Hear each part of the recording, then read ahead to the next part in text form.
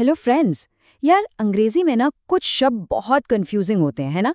खासकर तब जब वो सुनने में तो एक जैसे लगते हैं पर मतलब बिल्कुल अलग। तो आज हम ऐसे ही एक कंफ्यूजन को हमेशा के लिए खत्म करने वाले हैं। अब सवाल ये है कि जागने के लिए सही इंग्लिश शब्द कौन सा है? वेकअप, अवेक, अवेकन या फिर वेकन? ये एक ऐसा सवाल है जिसमें सच बताऊं तो अच्छे अच्छे लोग भी अटक जाते हैं। लेकिन आपको टेंशन लेने की कोई ज़रूरत नहीं है। आज के इस सेशन में हम इन सारे शब्दों को ना एक एक करके बिल्कुल क्रिस्टल क्लियर कर लेंगे।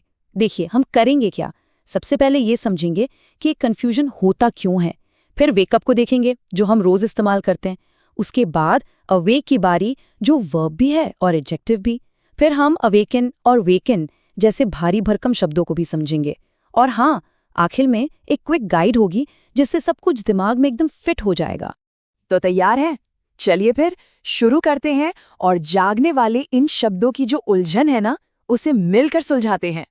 अच्छा, तो सबसे पहले उस शब्द से शुरू करते हैं जो हम सब अपनी डेली लाइफ में सबसे ज्यादा यूज करते हैं। इससे क्या होगा, हमारी फाउंडेशन एकदम मजबूत हो जाएगी। और वो शब्द है वेक अप। वेक अप ये नींद से जागने के लिए सबसे कॉमन वर्ब है। आप इसे दो मेन सिचुएशन में इस्तेमाल कर सकते हैं। पहली, जब आप अपनी नींद पूरी करके खुद उठते हैं, और दूसरी, जब कोई चीज जैसे कोई आवाज आपको जगा देती है।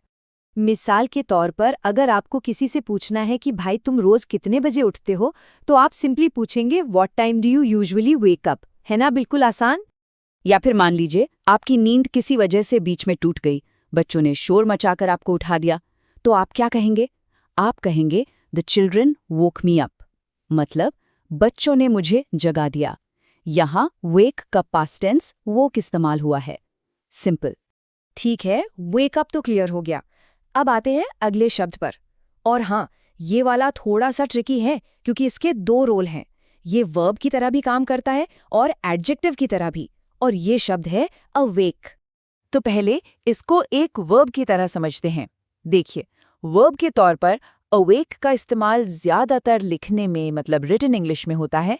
स्पोकन इंग्लिश में ये उतना कॉमन नहीं है और ज्यादातर आपको ये अपने पास्ट टेंस अवोक के रूप में ही मिलेगा।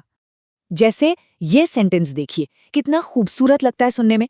She awoke to a day of brilliant sunshine. इसका मतलब है जब वो जागी तो बाहर चमचमाती धूप खिली हुई थी। फील किया आपने?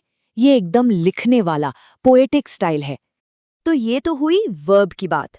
अब देखते हैं अवेक का दूसरा इस्तेमाल, जो कि ज्यादा कॉमन है, और वो है एक एडजेक्टिव के तौर पर।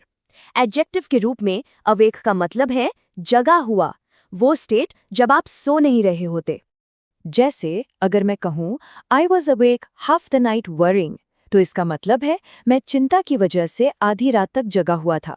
अब यहाँ ध्यान दीजिए, अवेक कोई एक्शन नहीं है, ये मेरी जगे हुए होने की हालत, मेरी स्टेट बता रहा है। यही फर्क है। चलिए अब इस ग्रुप के सबसे फैंसी, सबसे फॉर्मल शब्दों की तरफ चलते हैं। ये वो शब्द हैं जो आपको रोज की बातचीत में शायद ही कभी सुनने को मिलेंगे। और ये शब्द हैं अवेकन और वेकन। एक बात गांठ बांध लीजिए, ये दोनों ही वर्ब्स बहुत बहुत ज्यादा फॉर्मल हैं। खास तौर पे अवेकन की बात करें तो ये आपको पुरानी किताबों, कहानियों या कविताओं में मिलेगा, जहाँ थोड़ा ड्रामा या एक बहुत ही फॉर्मल टोन चाहिए होता है ना, वहाँ इसका इस्तेमाल होता है। इसका सबसे बेस्ट एग्जाम्पल तो आपको फेरी टेल्स में मिलेगा। The Prince awaken sleeping beauty with a किस, मतलब राजकुमार ने स्लीपिंग ब्यूटी को किस करके जगाया। सुनने में ही एकदम किसी कहानी जैसा लगता है ना।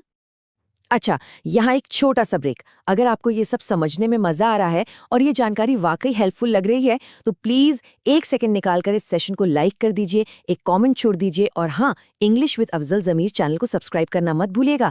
आपका सपोर्ट हमारे लिए बहुत मायने रखता है।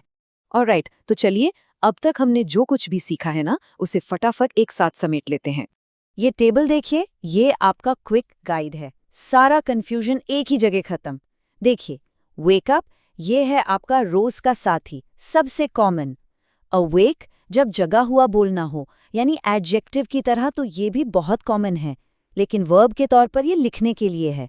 और आखिर में अवेकन और वेकन, ये दोनों फॉर्मल हैं लिटरेचर के लिए। तो सीधी सी बात क्या है, डेली यूज के लिए वेक अप और अवेक एज एन एडजेक्टिव आपके बेस्ट फ्रेंड्स हैं। तो अब बारी आपकी है। जो सीखा है उसे इस्तेमाल करके देखने का टाइम आ गया है। आपके लिए एक छोटा सा चैलेंज है। क्या आप अवोक शब्द का इस्तेमाल करके एक इंटरेस्टिंग सा सेंटेंस बना सकते हैं? अपना सेंटेंस नीचे कमेंट्स में जरूर लिखिए। मुझे आपके क्रिएटिव जवाबों का इंतजार रहेगा।